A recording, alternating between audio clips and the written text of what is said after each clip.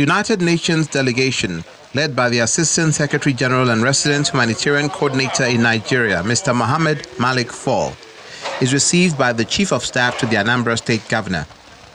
The visit is to assess the extent of government's interventions in areas of health, water, sanitation and welfare of citizens, and see how the United Nations will step up support, as there's been an existing MOU with the UNDP and the Anambra State Government.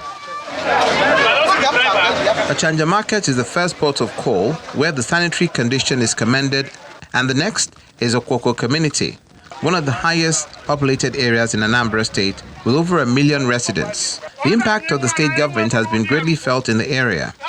The delegation, aside from checking the running water, also visits the General Hospital, where immunization and the fight against malaria are priority activities.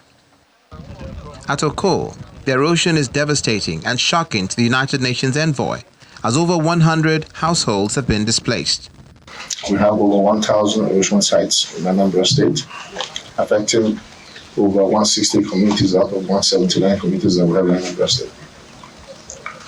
What we are doing in Anambra State right now is try to mitigate and see how we can solve most of the problems that we have. But we are also intentional in preventing others from happening. To encourage our community to also support the government in planting trees, in doing their own bit, putting encatchment pits in there. Whenever you build, put encatchment pits, and don't put tarmac or hard flooring all over the place so that water will seep into the ground. 4 buildings have collapsed and more than 100 people are homeless. We're just trying to see how we can place them where they can stay.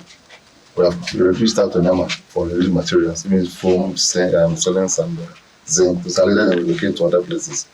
Responding, the UN envoy says the United Nations will be providing technical assistance and expertise that will aid in rebuilding the area. I look at, for example, the erosion that we are facing here. It is something that I have not seen anywhere in my life.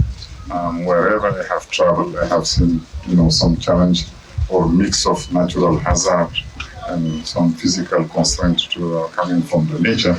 But something like this, I haven't seen it, and I think it will require a lot of big cooperation involving maybe scientists who study soil texture, environmentalists who look at also the natural hazard because of flood and non-control of the water coming from the rain, could be also an explanation.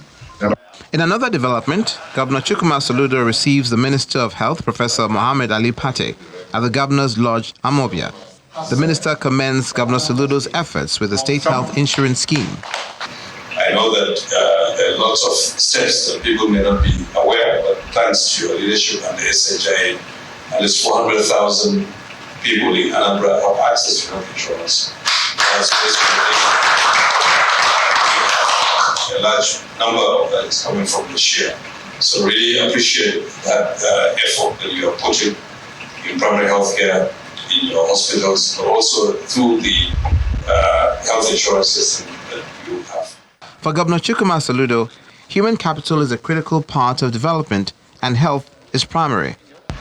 It is part of this effort when we launched the free antenatal free delivery for pregnant women, including CS operations and so on, that are recorded. We've had over 60,000 beneficiaries and with near zero mortality.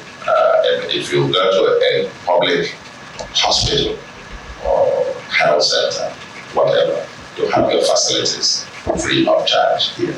We can build a prosperous state, a livable and prosperous homeland. That's our mission here, without having a healthy society. The meeting affords the health minister room to highlight the president's 4 working areas in the health sector that include good governance towards enhancing stronger health institutions at all levels and the improvement of health outcomes of Nigerian citizens in terms of affordability and accessibility.